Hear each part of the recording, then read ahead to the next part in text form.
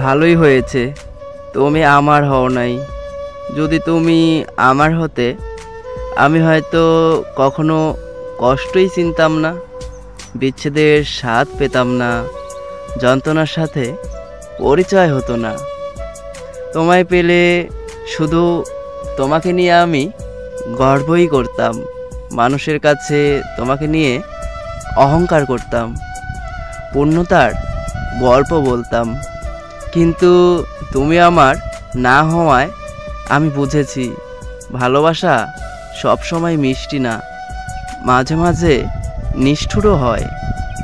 যদি তুমি আমার হতে প্রতিদিন ভাবতাম কি করলে তোমাকে আগলে রাখতে পারবো, কি করলে তোমাকে সুখী রাখতে পারবো, তোমার জন্য নিজের সব কিছু বিসর্জন দিতে রাজি থাকতাম।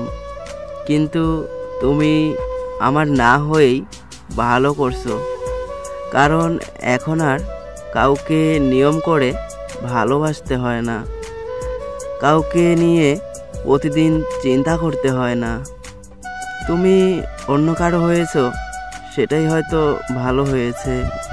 কারণ তুমি যদি আমার হতে আমি কখনো শিখতাম না কষ্ট মানুষকে কতটা বদলে দেয়, কতটা শক্ত করে তোলে। শেষে শুধু একটাই কথা বলবো, তুমি সুখে থাকো, ভালো থাকো সব সময়।